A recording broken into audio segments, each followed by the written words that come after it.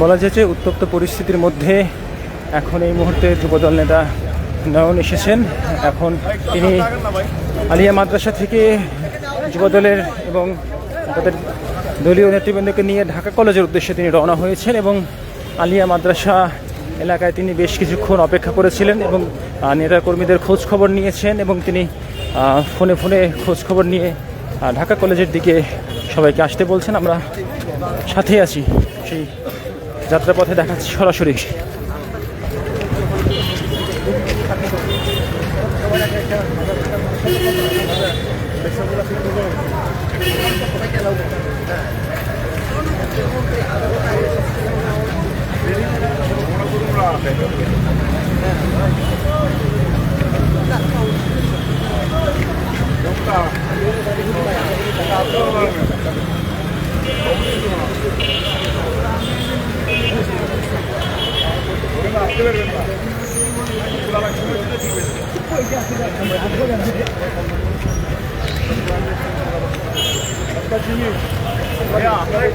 একটু সামনে চলে যান, বোম মারলো, তোমাদের সাংবাদিকরা কতজন আহত হয়েছে, কীভাবে গুলি করলো, এভাবে একটা রাষ্ট্র মানে অবাক করার ব্যাপার। পুলিশ চুপচাপ তাদেরকে স্পেস করে দিচ্ছে বোম মারার জন্য, গুলি করার জন্য। পুলিশ কি কারো পক্ষ নিচ্ছে? পুলিশ তো তাদেরকে সুযোগ করে দিচ্ছে। নন ভাই, এখানে আপনার কি মনে হয় না যে এখানে বিশেষ করে আওয়ামী লীগ যেমন ফেরার চেষ্টা করছে এবং মাঝখানে তৃতীয় পক্ষ হয়ে তারা ফায়দা লুটার চেষ্টা করছে? এটা তো জামাতের সাথে আওয়ামী লীগের একটা নেগোসিয়েশন হয়েছে যে তারা দেশকে এগিয়ে নিয়ে যেতে দেবে না। আপনি দেখছেন না 71 থেকে 75 দেশে একটা দুর্ভিক্ষ তৈরি করেছে। 71-এ রাজাকাররা বাংলাদেশের বিপক্ষে অবস্থান নিয়েছে, জামাত শিবির বিপক্ষে অবস্থান নিয়েছে। এখন দুই শক্তি এক হয়েছে। ইনশাআল্লাহ আজকে যেরকম করে প্রতিহত করেছি, প্রতিটা দিন, প্রতিটা মুহূর্ত, প্রতিটা মিনিট একই রকম করে কেলানির উপরে রাখছি। ফুটতেছে আপনারা দেখুন তো, আপনারা খালি আমাকে নিক্ষেপ করে কতবার ককটেল দেখছেন, গুলি করছেন। আল্লাহ পাক রব্বুল আলামিন এতদিন যখন দেশের পক্ষে লড়াই করার জন্য বাঁচিয়ে রাখছে, খন্দকার এনাম রবিউল ইসলাম নয়ন যতদিন পর্যন্ত জীবন আছে দেশের পক্ষে এভাবে লড়াই করে যাবে। এসব ককটেল, বোম, গুলি এইসব দিয়ে আমাদেরকে দমিয়ে রাখা যাবে না। কালকেই তো বাংলা মিশনের একটা ইন্টারভিউতে বলেছি মাত্র 2 ঘন্টা সময় লাগে, আজকে 25 মিনিটে ইনশাল্লাহ কষ্ট করে দিয়েছি। 2 ঘন্টা লং টাইম বলে ফেলেছিলাম।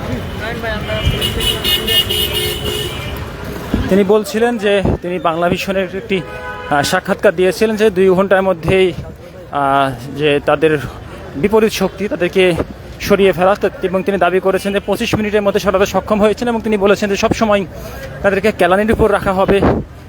এই কথাগুলো তিনি বলেছেন এবং এখন ঢাকা কলেজের উদ্দেশ্যে তিনি তার নেতাকর্মীদের নিয়ে এগিয়ে যাচ্ছেন। তো বললাম আপনারা তো নিজেরাই দেখেছেন। ধন্যবাদ। চলুন।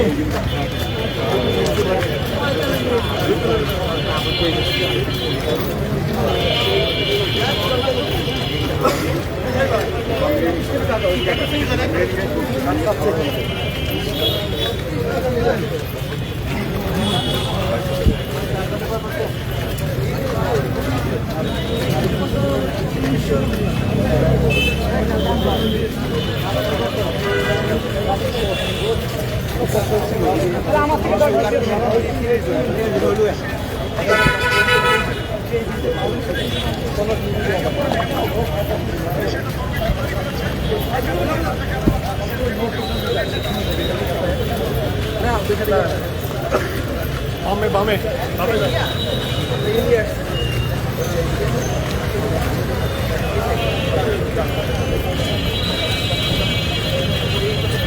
এবং এখন নীলক্ষেত গেট অতিক্রম করছেন যুবদল নেতা নয়ন এবং তিনি বলেছেন যে কোনো অপশক্তি রুখে দেওয়ার জন্য তিনি উল্লেখ করেছেন যে আওয়ামী লীগের সাথে জামাত নেগোসিয়েশন করে আওয়ামী লীগ এবং জামাত একত্রিত হয়ে মাঠে নেমেছে, তিনি এমনটাই উল্লেখ করেছেন। এবং তিনি বলেছেন যে তাদের উপর অতর্কিত ককটেল হামলা হয়েছে, সেই বিষয়গুলো তিনি উল্লেখ করেছেন। এবং তিনি বলেছেন যে খুব কম সময়ের মধ্যে তাদের বিপরীত শক্তি অর্থাৎ জামাত এবং শিবিরকে উল্লেখ করে বলেছেন যে তাদেরকে মাঠ থেকে সরিয়ে দেওয়ার তার পক্ষে সম্ভব, তিনি এমনটি জানিয়েছেন।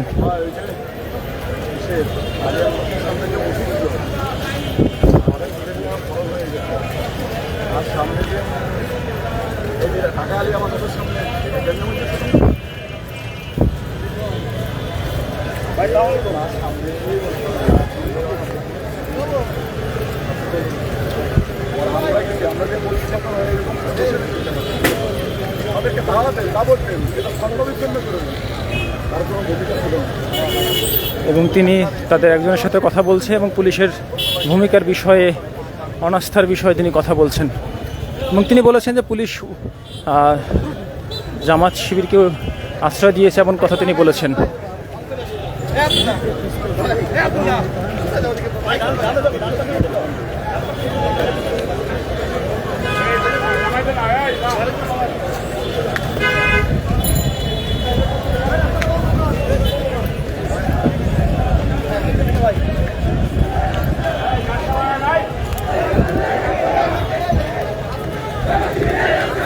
এবং এখানে স্লোগান উঠেছে নিউ মার্কেটে, তুমিও জানো আমিও জানি জামাত শিবির পাকিস্তানি।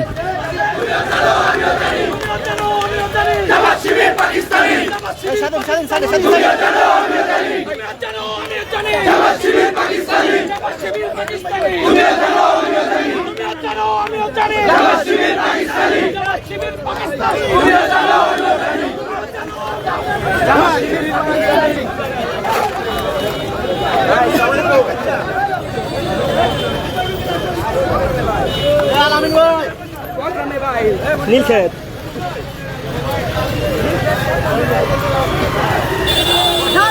এবং ঢাকা কলেজের দিকে রওনা হয়েছে যুবদল নেতা নয়ন সহ যুবদল, ছাত্রদলের